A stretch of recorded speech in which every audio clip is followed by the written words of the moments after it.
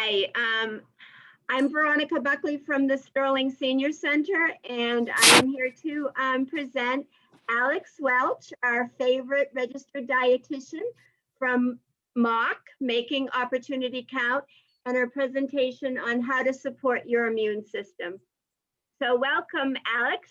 Thank you, Veronica, for having me. I love coming to your center, even if it's remote.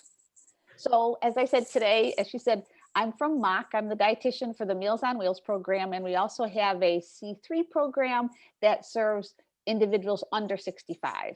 So from a great organization, I'll start the presentation.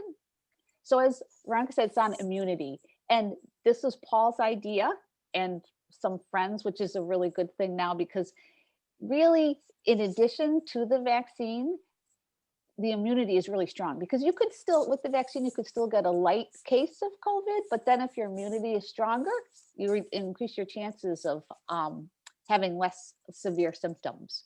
So let's get started. So basically what I'm going to go over is three things. The organs our immune system, because a lot of people don't realize we have several organs that are involved in the immune system, and also how it works, and then what we can do to support that. So if you take a look at these, this is all the organs that are involved in our immune system, quite a bit. So when you look at all these things, we have huge control over how healthy our immune system is. For instance, with tonsils, personally, I don't have much control because I had mine out when I was 6. That was the rage then. But me too. Yeah, probably a lot of people here, right? You have a couple sore throats and then they're gone. Luckily, they don't do that anymore. But that's a great place to start, because that your nose and your tonsils start filtering the germs, so that's the beginning part of your immune system. Then you get the lymph nodes, and they work together with the spleen and help fight in disease and infections with the white blood cells.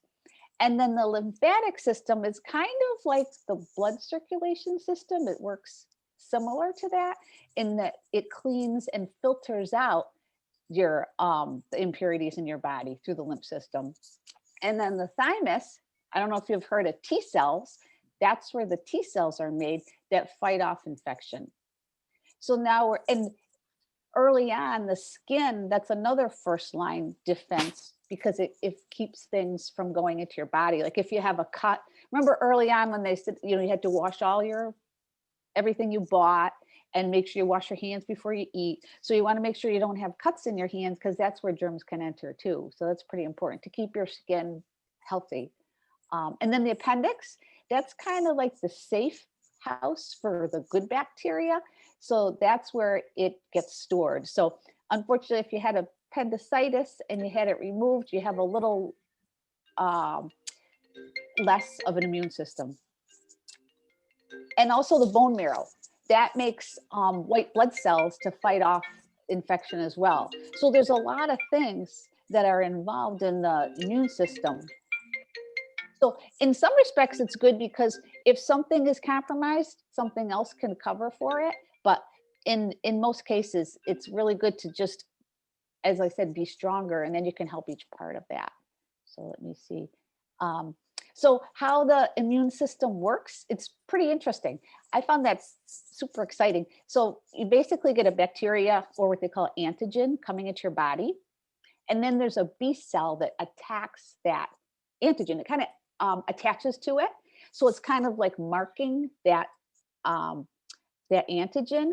And so then that T cell that's made in the thymus, that comes and attacks that bacteria or the virus, and it basically kills it. And what's the interesting part about that is, after it kills it, then these memory cells appear.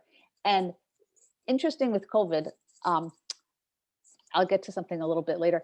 The memory cells then help fight off the infection if it sees it again. That's why when you get chicken pox once, you don't get it again, because of those memory cells. And those are super strong, because you really don't get it again ever, So, and it's interesting what the research so far says, that say if you've had COVID, the memory cells are not as strong as the memory cells that are elicited by the vaccine. So a lot of people thought, oh, if I had COVID, then I would be able to fight it off, kind of like chickenpox. It hasn't been shown to do that. So basically the stronger memory cells come from the vaccine, and that's why it's been pretty successful. And Massachusetts, last I heard, I was in a EOEA meeting, and 70% of the seniors are already vaccinated, which that's pretty great when you think about it, you know, getting that rolled out. So basically, okay, what I want to talk about is the immune health tetrad, and those are 4 ways that we can support our immune system. And we have control over all of these: nutrition, exercise, sleep, and stress management, something that we definitely can impact, which is great because you want to be able to have some control, you know, these days. So basically the balanced diet, it's very simple. I don't know if you've all heard of the My Plate diagram, and it's where half your plate is fruits and vegetables, and basically more vegetables than fruits because vegetables are more nutrient dense for the calories. There's more nutrients per calorie than fruits. Fruits provide a little more sugar, but if you love fruits, that's fine too. And then a quarter of your plate protein. I'm Russian, that's my background. So in my house, probably the protein was half the plate, and then the starch was the other 2/3 of the plate, and then a little bit of vegetables. But really, they found that's really not the ideal way to eat. Mostly fruits and vegetables, a quarter protein and a quarter high fiber carbs. Carbs get a bad rap lately because people are counting them, not eating them. They think they're bad. The carbs that are bad are the white carbs. Like if you eat a potato without the skin, that's a white carb, and that's not very healthy. Basically, what that does is it shoots your blood sugar up very quickly, and then your insulin kicks in, but overdoes it. So then you're hungrier and you tend to eat more of those carbs. The fiber-rich carbs are much better for you. So and this is from actually a slide from my microbiome presentation. This is a fascinating organ. I call it an organ of the body because it actually has tasks just like the heart, the lungs, and the liver, how it takes care of you. So basically, it's the bacteria that lives all inside your body. But the good thing about it is most of that bacteria is housed in your large intestine. So that means what we eat, we can control that, how healthy it is. So there's about 1 billion cells in our body and 100 trillion bacteria. So it's real important that we eat the right foods. And I have a great handout because basically the microbiome is like a fingerprint. Everybody's is just a little bit different. So eventually, instead of say doing biopsies, they're going to take a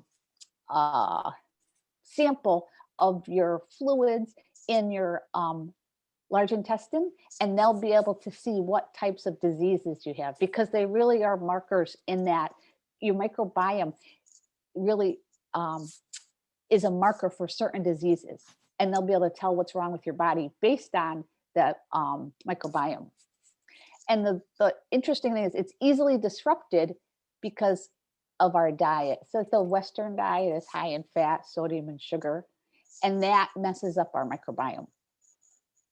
But I'll show you how to eat better. So to support a healthy gut, you want to have a very diverse microbiome. So when we're born, the first beginning of the microbiome starts with the baby going through the birth canal where they obtain some bacteria and then they start to fight that off. So that's the very beginning. So it's very non-diverse, maybe 4 or 5 types of bacteria. But as babies get older, say like when they're around 2, they basically have most of, between 2 and 4, most of the diversity of the bacteria in their body that they're ever going to have. So it's almost like money in the bank. When you take it out and you kind of bother your microbiome, you really have to work at putting it back because it's once you take it away, you have to fix it. So for instance, if you take antibiotics, if you need them, that's one thing. But if you overdo them, it really has a negative effect on the microbiome. The only one that doesn't is amoxicillin, which doesn't really help a lot of things because it's very mild. But something like doxycycline, that could take about a year to get back to a healthy microbiome. So you have to be careful. And of course, if you have something like Lyme disease, you definitely want to fight for that doxycycline, which sometimes you actually have to, unfortunately. But so again, refined carbs and processed foods, those cause a lot of inflammation, which inflammation is the root of most diseases. So that's another, and that's what COVID causes, a lot of inflammation. I don't know if anybody had any symptoms from the vaccine. Like I didn't, I was achy, and basically that's inflammation from the vaccine, which is what it's supposed to do. Leafy green vegetables, those really increase the quality of our microbiome. And there's certain foods that are kind of like, I would call them fertilizers for the microbiome. They're called prebiotics. And prebiotics feed the probiotics. The probiotics need food to eat and maintain. And those are usually like fiber, like onions, sweet potatoes, oat bran, wheat bran. The bran is the food that is not digested by our body, but the probiotics use it for food. So it's real important to eat a diverse diet with a lot of fiber. And I have a great fiber handout that you can use almost as your grocery list, so that you can normally have those foods in your house. Sorry? The probiotics, is that a good thing to take daily? Yeah, I agree. I think if you eat a high fiber diet, that will, the probiotics definitely, and a lot of insurance companies, some insurance companies will actually pay for them, but probiotics, you can't always eat very well. Sometimes you don't. So it's definitely recommended. And even for dental health, it's recommended too. I know my dentist. I just had surgery, so I was on antibiotics. Yes, yeah. The good news is, though, since probiotics don't last that long, you can also improve your body relatively quickly. So if you start a probiotic regimen, that would get you, relatively quickly. How long were you on the antibiotics, if I could ask? At least a couple weeks. Okay, yeah. So yeah, getting back on those would be great, but you do have to have the prebiotics too, because those feed the probiotics. Because a lot of people take the probiotics, but they're not really eating the fertilizer that the probiotics live on. So you need both. And that would be like a higher fiber diet. Or fermented foods like pickles, like the real kind of fermented foods, like Mount Olive does the real kind, where most of the pickles you buy are, I don't know, I want to say fake fermented, but it's usually vinegar and sugar, and that's how they ferment them. But the real pickling comes from a sugar water solution where lactic acid builds up over time in the food, and that's what causes the pickling. And that lactic acid is the fermented food that helps your gut. So exercise increases the diversity too, and sleep, huge. Sleep is huge with that. So pretty much everything here we have control of, which is really kind of cool. So the next things that I'm going to go over, and I'm not going to spend a whole bunch of time because it gets a little dry with the vitamins and things, but vitamin C, especially, powerful antioxidant.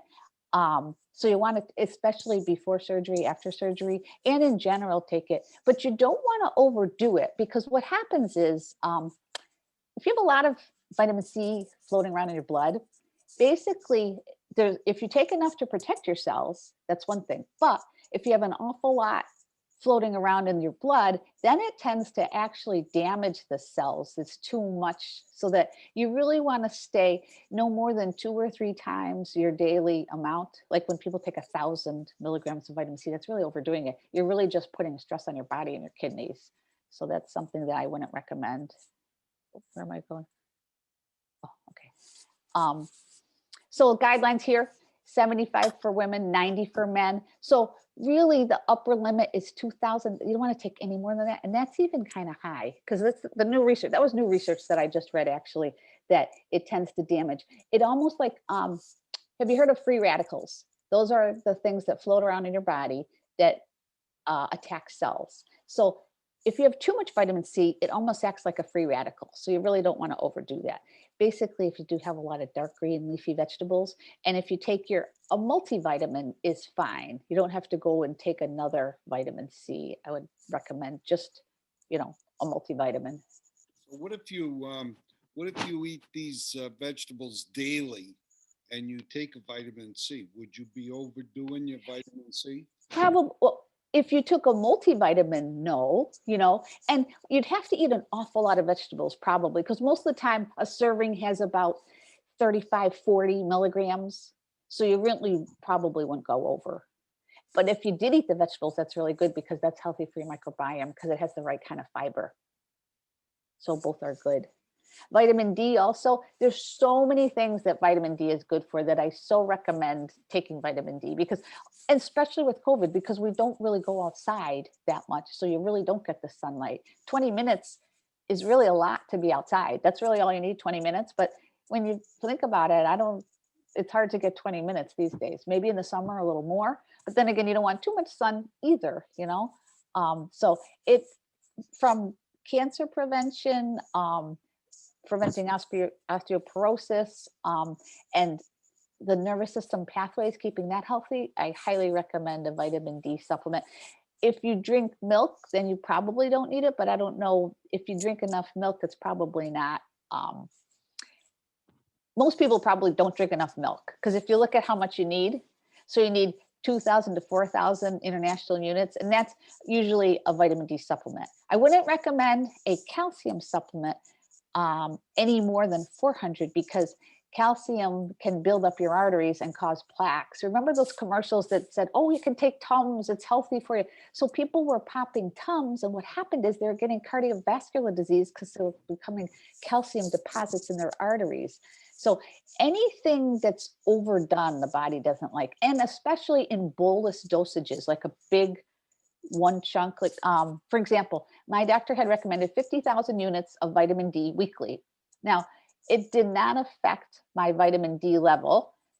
And basically it was just a whole bunch of vitamin D floating around in my body. So what I did was I cut that to 8,000 7 days a week. And that came 7,000 7 days a week. And it came close. So that was, and then my vitamin D level went up, which is an awful lot. But since I have a problem with my bones, I needed that. But generally, you really don't want to take bolus dosages of things. The body just doesn't like it.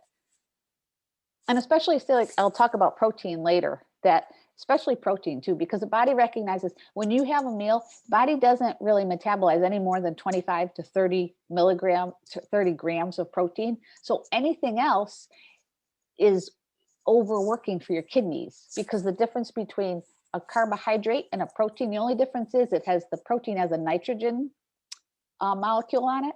And so your kidneys split that off and it just goes to waste. And also it's just more work for your kidneys. So ODing on protein isn't a great idea. Like the Atkins diet, it's a really bad idea. So basically you already know that it's milk, cottage cheese, yogurt, things like ice cream, not really. And this is a little misleading. Fatty fish, sardines, mackerel. It's only if you eat the bones that it has a high amount of calcium or vitamin D. So, oh, actually that's calcium. So vitamin D, yes, these have a higher. Zinc, that's, if you notice out in the media, the people that did better with COVID tend to have better zinc levels. The people that didn't had lower zinc levels. So that's where that came from. And basically it helps with white blood cell formulation. So zinc is important, but that's also in a multivitamin. I wouldn't take an excess of zinc because you're just straining your kidneys. 8 to 10 milligrams per day. If you see the zinc, most of them, some of them are like 25 milligrams, I know, which is getting close to the upper limit. So, and as we age, like for instance, I don't clear anything I take very quickly than when I was in my 20s. So the medicines that we take as we're older, we don't clear it as fast. So we tend to take lesser amounts of it. And that would be the same as for nutrients. Selenium, this is interesting because in like 6 or 8 hazelnuts, you can get enough selenium, which you don't see those very often. But seafood, whole grains, meat and poultry, it's a good antioxidant. Magnesium is great for sleep, super great for sleep. And it also, it prevents inflammation, which if we can prevent inflammation, that is we're so much farther ahead because most of our diseases or the problems we have are through chronic inflammation. magnesium we had 420 for men, 350, and I'll send out a list of these just so you don't have to go through that. Now, the next thing, hydration is huge. And for anyone who has not had the vaccine, if you're hydrated, that is much better because of the side effects will be less. The body works much better when you're hydrated. It also can, it can take out some of the things that cause inflammation. So hydration is huge. As far as how much to drink, if you divide your body weight in half, that would be your goal amount that you should be drinking. So if you weigh 200 pounds, 100 ounces. So that's a lot of fluid. It seems like a lot of fluid. So you want to increase daily only about 8 ounces a day. Because if you do that quickly, again, the body doesn't like drastic changes. So that's huge. And it really, it's probably the number one cause of daytime fatigue, dehydration. So you can, and I don't know if you guys are concerned, but within 2 hours of drinking, you must look better. Any wrinkles are puffed up. So I try to think of that so that it's incentive to drink, because you sleep much better too when you're hydrated, because your body says, okay, you're dehydrated, you need to drink. So it keeps you awake. So I can't say enough about hydration. So, and what are the clues? Because a lot of times we don't realize, I'll get to the end of the night and say, oh, I only drank 2 glasses of water, but you have to listen to your body. So hunger, a lot of times it's hard to tell the difference between hunger and thirst. So if you feel hungry, try to drink something, because that you may be actually dehydrated. Also, the color of the urine, the darker it is, the more dehydrated. Also, constipation, if you're less hydrated, that'll be a problem. And your body temperature, if you're hotter, that hydration controls your body temperature. Headache, dizziness, fatigue, confusion, all that can be attributed to dehydration. So those are clues that you want to listen to your body. Sleep, this is probably one of the most important. All of them are probably maybe equally important. So basically you have, when you're sleeping, your body slows down so that it can do some corrective processes. So those corrective processes can only occur when you're sleeping, because you wouldn't be able to do normal daily activities while those processes are going on. So that's why it's so important to sleep well, to get those processes, a rebuilding of your body cells. Also your stomach, when a lot of people, you know how they're into fasting.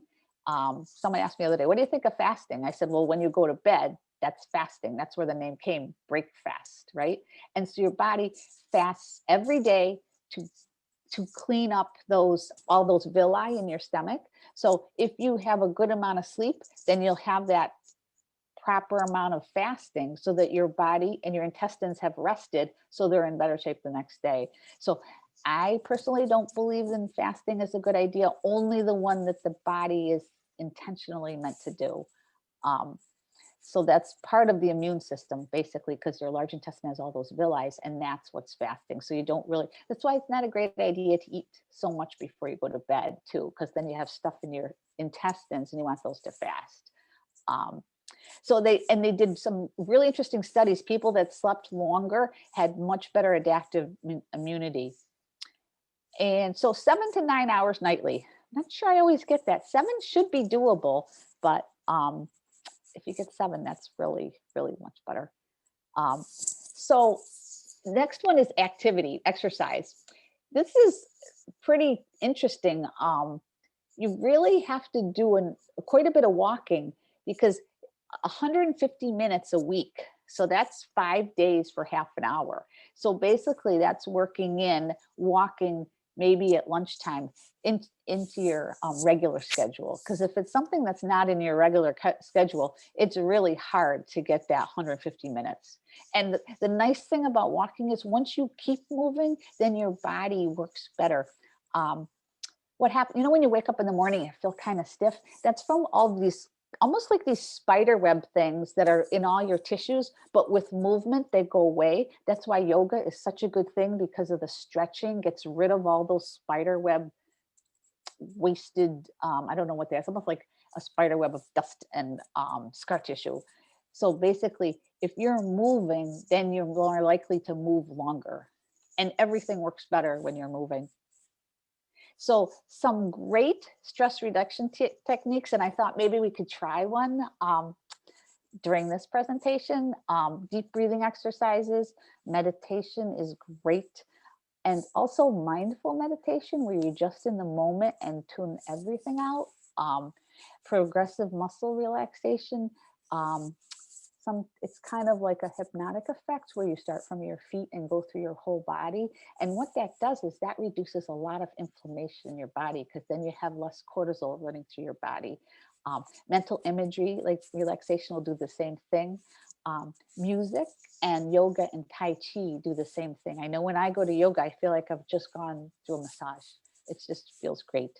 So there's a doctor called Dr. Gordon, and he travels around the world working with clients that have had post-traumatic stress syndrome, people who have been in concentration camps, and his method of breathing has worked wonders. And basically what it utilizes is the gut-brain connection.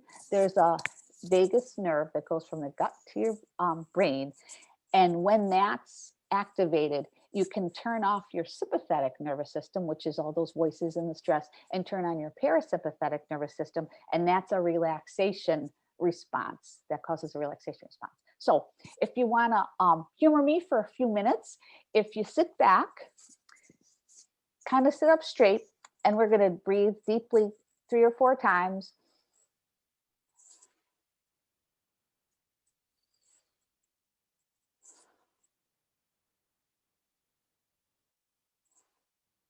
And this next one, we're going to breathe in through our nose and then relax your stomach muscles, like just almost relax them so that they're kind of just droopy as we breathe out. We'll do that one more time.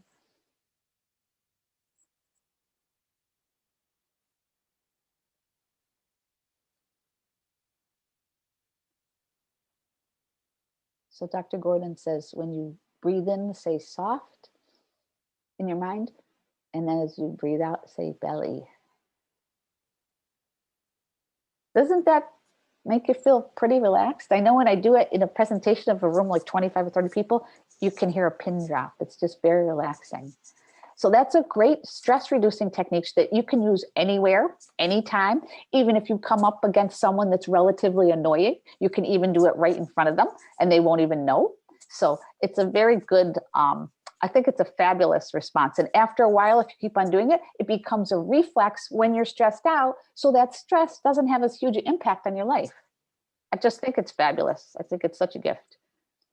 So this is basically explains that. So the gut-brain axis is a biochemical pathway between your stomach and your head. And basically what happens, say when you're all stressed out, that stops the production of acid because you need all that energy to react to a stressful situation. And back when we were in the caveman days, that was really important because it would keep us alive from that bear that was chasing us. However, the stresses we have today are not life and death threatening, but what happens is we interpret them as that. So that constant stress has a really detrimental effect on our body, causing a lot of inflammation. So what happens is when you do that stress relaxation, the gut bacteria, it stimulates neurotransmitters, relaxation neurotransmitters in your brain. So then you get a relaxation response that's real. So it's highly, it's an incredible study. It's incredible exercise there.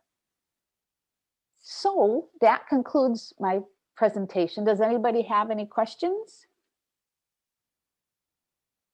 Do you feel like you have some say or some control over your body as far as affecting it in a positive way to make yourself stronger?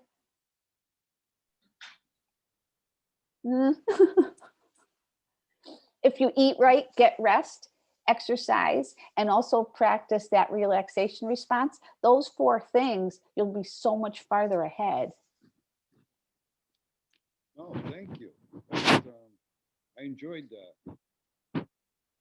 And then I'll send you some really great handouts as far as the vitamins and minerals, and also tips on increasing your protein, because the protein is real important because that helps you build antibodies and it keeps you stronger. A lot of times, at one point they said that as we age, we need less protein. However, the recommended daily allowances for people about 40 years old in good health and no disease. So as we age, we have some type of chronic disease usually. So we tend to need a little more, not a lot more. If you figure maybe a gram per kilogram of body weight, and 2.2 pounds equal a pound of body weight. So I'll put that on there too, to give you an idea how much protein you need, because you don't want to overdo it and stress your kidneys, but you do want to have enough.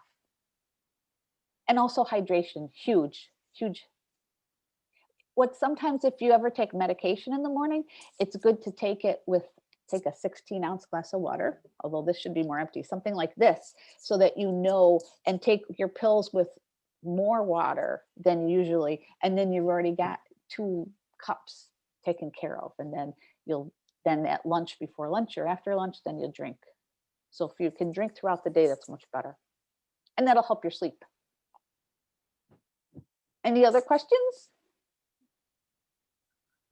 Alex, I just Yes. want to say thank you. After You're you do welcome. a presentation, I always feel so motivated to eat better and Good. to drink more water. So I just want to say thank you very much. Oh, you're welcome. And if you guys have any questions, you can shoot me an email. My email is awelch@mocinc.org. That's easy to remember. So send me an email anytime. Okay, And then thank you.